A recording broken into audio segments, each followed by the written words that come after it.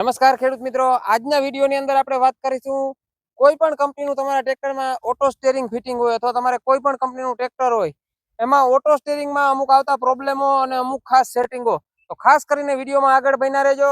ખાસ કરીને auto સ્ટીયરિંગમાં chance અને વાવેતર સમયે કે ઓટોમેટિક ઓળણી સમયે વેરિએશન આવતું હોય, એટલે કે એક બાજુનું સાંકડા પોડું પાટલું થતું હોય કે કોઈ અલગ અલગ ઘણા બધા કારણો હોય, તો એના માટેના સેટિંગના આજે આપણે વિડીયોની અંદર વાત કરવાના છે. હવે જો વેરિએશનની વાત કરીએ તો તમે ચાંસ નાખતા હોય કે કંઈ પણ કામ કરતા હોય તો ઓટો સ્ટીયરિંગ એક એવી વસ્તુ છે કે પરફેક્ટ હાલતી હોય તો એમાં બે દોરાનો ફેરફાર હોય તો પણ તમને બતાવે.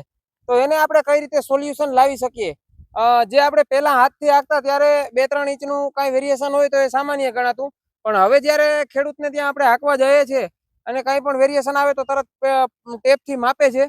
તો એને આપણે કઈ રીતે ઓછું કરી શકીએ અને કઈ રીતે વધુ સારી રીતે હાંકી શકીએ એના અમુક આપણે સેટિંગના આ વિડીયોની અંદર વાત કરવાના છે. હવે વેરિએશન સિસ્ટમમાં બે પ્રકારના હોય છે. પહેલું તો વેરિએશન સાતીનું વેરિએશન હોઈ શકે.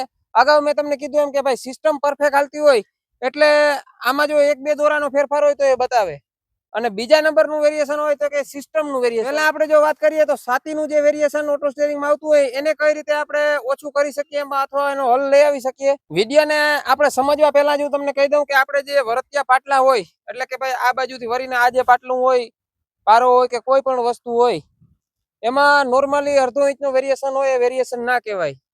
અને તમે સળંગ માપતા હોય તો ક્યાંક રેડી હોય, ક્યાંક 1 ઇંચનું વેરિએશન બતાવે, તો ક્યાંક એવું પણ બનતું હોય કે થોડું ઘણું ટ્રેક્ટર ઉપર નીચે થતું હોય તો ક્યાંક આવતું હોય, પણ સતત એક જ ધારું પાટલામાં વેરિએશન આવતું હોય તો એને સોલ્યુશન કરવાનું. પણ અમુક જગ્યાએ જ હોય ને અમુક જગ્યાએ ના હોય તો એનો મતલબ એવો થાય કે ભાઈ ક્યાંક સાથી હલી ગયું હોય અથવા તો ક્યાંક તો ટ્રેક્ટર હલી ગયું હોય, તો પણ એવું બને. તો એના માટે બહુ હેરાન થવાની જરૂર નથી. એવું તો નોર્મલી સામાન્ય હોઈ શકે. નોર્મલી આટલું ટ્રેક્ટર હલી જાય આપણું સાથી કે ટ્રેક્ટર તો પણ વેરિએશન આવી શકતું હોય. હવે બીજા નંબરમાં જે એ સાતીનું વેરિએશન હોય તો કે ભાઈ આ આપણે અત્યારે 28 ના 4 ચાહનું છે સેટિંગ, બરાબર છે? તો વરતિયું પાટલું પણ 28 નું જ થવું જોઈએ, આ બાજુનું વરતિયું પણ 28 નું જ થવું જોઈએ.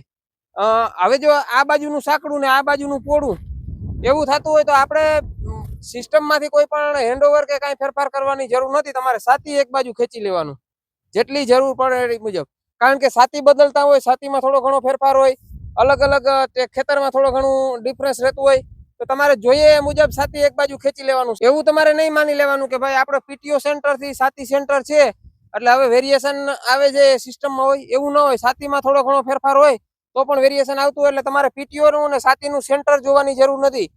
વેરિએશન તમારે અહીંયા પાટલા સાંકડા પોડા થાય છે તો એવું સમજવાનું કે ભાઈ સાતીમાં ભૂલ છે. આપણે એમ માનો કે 28 ના 4 છે તો સામેની બાજુનું પાટલું 26 નું થાય છે અને આ બાજુનું 30 નું થાય છે, એટલે એનો મતલબ એવું કે સાતી જ એક બાજુ હાલે છે આપણું. તો સાતીને એક બાજુ સેજ ખેંચી લેવાનું એટલે તમારું વેરિએશન પાછી ઉથલ મારીને આવશો ત્યારે ભાંગી જશે. અને ઉપર બેસીને તમારે એવું નહીં જોવાનું કે ભાઈ સાતી આપણું સેજ અડધો ઇંચ આ બાજુ છે તો હોય તો કઈ વાંધો નહીં. તમારે એ જોવાનું કે આપણા નીચેના પાટલા બધા બરાબર થાય છે કે નહીં. વેરિએશન ઘણા બધા ખેડૂત મિત્રો ડિસ્પ્લે ઉપર જે ટ્રેક્ટર 0-0 માં હાલતો હોય ને એમાં ક્યારેક વેરિએશન બતાવે એને વેરિએશન લખે છે, પણ નીચેનું વેરિએશન એ નથી. નીચેનું સાતીના કારણે પણ હોઈ શકે છે. ઉપર જે ડિસ્પ્લેમાં વેરિએશન હોય એ ટ્રેક્ટરનું વેરિએશન છે. ટ્રેક્ટર હાલતું હોય આપણું, ટ્રેક્ટરનું બેલેન્સ આમ ઉબડ ખાબડ જગ્યા આવે અથવા કઈ આવે તો એની હિસાબે બેલેન્સ વિખાતું હોય એનું વેરિએશન હોય છે. એમાં એનું સોલ્યુશન કઈ રીતે આવી શકે ડિસ્પ્લેનું વેરિએશનનું? તો કે ભાઈ ઢેફાવાળું ખેતર અથવા ઉબડ ખાબડ ખેતર હોય તો થોડુંક ધીમું હાંકવાનું એટલે ઓછું વેરિએશન આવે, અથવા તો તમે વધારે સ્પીડમાં હાંકો, કઈ ઓચિંતાનો કઈ ઢેફું આવી જાય, પાણો આવી જાય, એના વેરિએશન આવતા હોય ઈ એનું વેરિએશન હોય છે. સાતીનું વેરિએશન એ સાંકડા પોડા પાટલા થતા હોય એનો મતલબ ઉપરનું ન હોય, એટલે ઈ વેરિએશન અને આ વેરિએશન અલગ છે. ઈ તમે વેરિએશન જોતા હોય તો ક્યારેક થોડુંક નોર્મલી વધઘટ થતું હોય અને એ તો ખેતર મુજબ થવાનું પણ છે. હવે જે આપણે સામાન્ય વેરિએશન ની વાત કરી કે ભાઈ એક બાજુ સાંકડું અને એક બાજુ પોડું પાટલું થતું એટલે તો આપણે સમજી જાય કે ભાઈ સાતી એક બાજુ લેવાની જરૂર છે. તો હવે સાતીમાં અહીંયા જો તમને વાત કરીએ તો અલગ અલગ ટ્રેક્ટર મુજબ અહીંયા સાંકળ હોય અથવા તો આવા પિન વાળા બાવણા આપણે જે એડજસ્ટ કરવાનું આવે હોય. તો ઘણા બધા મિત્રોને આ નથી ફાવતા. એમાં ઘણા બધા મિત્રોને એવું કહેવાનું થાય છે કે દોરે દોરો નથી થતો, પણ આ પણ દોરે દોરો થઈ જાય. આને તમારે કઈ રીતે ઉપયોગ કરવાનો? અત્યારે જો આ રીતે હું તમને બતાવું છું. આ બાજુ ક્યાંય ફિક્સમાં તમારે હોલ નાખવો હોય તો આમાં આપણે ક્યાંય મેચ નથી આવતો, તો સામેની બાજુ ક્યાંક તો આવતો જ હશે. જોજો હમણાં જો આ રહ્યો, આ હોલ અત્યારે આવે છે. ઘણા બધા ખેડૂત મિત્રો એવું માને છે કે આ બાજુ ને આ બાજુ બંને બાજુ ફિક્સ હોલ આવવા જોઈએ, પણ એવું નથી હોતું. બંનેમાંથી એક બાજુ ફિક્સ હોલ આવી જાય એટલે હાલે. પછી આપણે હવે 1-2 દોરા થોડા ઘટાડીએ. જો આ બાજુ જો થોડું ઘટાડ્યું તો હજી પણ આ બાજુ ક્યાંય નથી આવતું, બરાબર છે. તો આપણે આ હોલમાં અત્યારે આવે છે. એ જ રીતે બંનેમાંથી એક બાજુ તમારે પિન આવી જાય એટલે આ બાવણા છે ફિક્સ થઈ જાય છે બંને બાજુના. સાંકળની જેમ નથી હોતું કે બંને બાજુનું ટાઈટ કરવું પડે છે. ગમે એક બાજુનું તમારે ફિક્સ હોલમાં આવી જાય એટલે તમારે બાવણા ફિક્સ જે છે થઈ જાય છે. આમાં પણ ખૂબ મજા આવે છે. મારે તો રેડી ચાલે છે, એમાં કઈ સાકર ફિટ કરવાની જરૂર પડતી નથી. હવે આ વાત હતી આપણે બાવણાથી વેરિએશન ભાંગવાની વાત. હવે ક્યારેક એવું બને બધું આપણું કમ્પ્લીટ હોય તો પણ વેરિએશન આવતું હોય, તો ક્યારેક સાતીમાં પણ પ્રોબ્લેમ હોઈ શકે. દાખલા તરીકે અત્યારે મારા પાંચિયા છે, મારે જૂનવાણી પંચ્યા છે એટલે થોડાક મળ્યા ગયેલા છે. હવે આને માફ કરવું હોય તો કઈ રીતે કરવાનો કે ભાઈ આ 28 ના 3 પાટલા લઈએ છે એટલે 84 જાય એક ફેરામાં. તો કઈ લઈ આવજો. અહીંયાથી મેં કોસ માફ કરું છું, અહીંયાથી છેડો આ છેડાએથી કોઈ પણ જગ્યાએથી. તો આ જ રીતે સામેની બાજુ કોસ એટલે આ કોસ અને સામેની કોસ 84 આવવી જોઈએ. હવે ઈ માફ કરી લીધો, વચ્ચેના બધા પરફેક્ટ કરી લીધા, પણ એટલેથી જ નહીં મૂકવાનું, પાછળનો છેડાનો પણ માફ કરવાનો. આ રહ્યો આ અને સામેનો છેડો આ જ રીતે બંને 84 આવવા જોઈએ. કારણ કે આ જૂના છે, મળાઈ ગયેલા હોય થોડા ઘણા તો પણ વેરિએશન બતાવે. અગાઉ કીધું એમ કે દોરા દેરાનો ફેરફાર હશે તો આમાં નીકળશે. એટલે આ રીતે તમારે અમુક સાતીમાં વેરિએશન સાતીના ફોલ્ટના કારણે પણ આવી શકે. ઓટોમેટિક ઓરણી હોય તો આપણે ઉપરના હોલ ગણીને કે હોલના માપ કરી અને જે છે એમાં એ પ્રમાણે દાતા આપણે પૂરી દેતા હોય છે. પણ દાતાને તમારે નીચે ફારવા પાસેથી પણ માપવાનો ઓટો સ્ટેરિંગમાં હાંકતા હોય ત્યારે.